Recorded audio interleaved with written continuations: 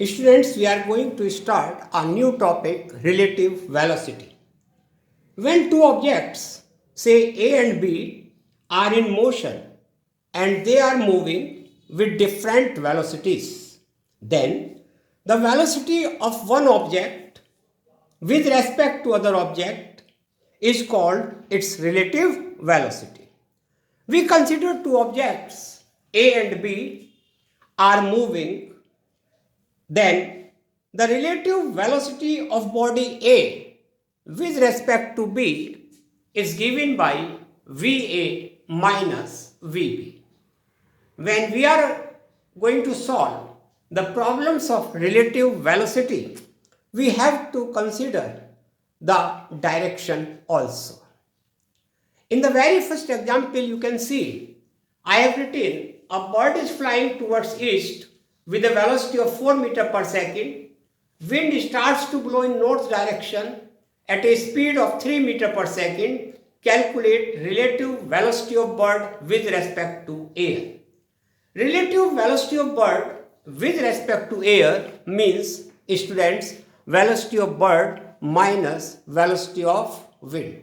Always remember, the velocity to be calculated is written first minus the velocity of the other object with respect to which we have to calculate the relative velocity.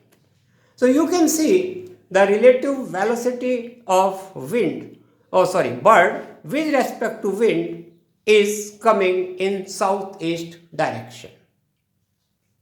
Now let us see what is non-uniform motion in terms of velocity.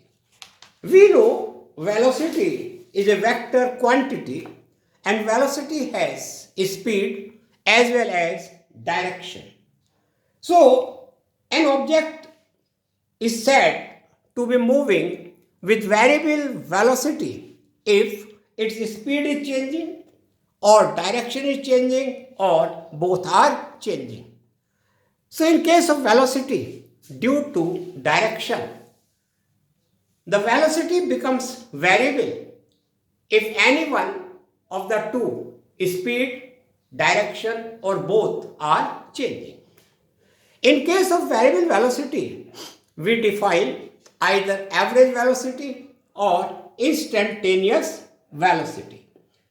Numerically, the average velocity of an object is equal to ratio of displacement to time interval for which the motion takes place. Regarding instantaneous velocity, we have already studied in instantaneous speed that the differential derivative of position with respect to time is called instantaneous velocity.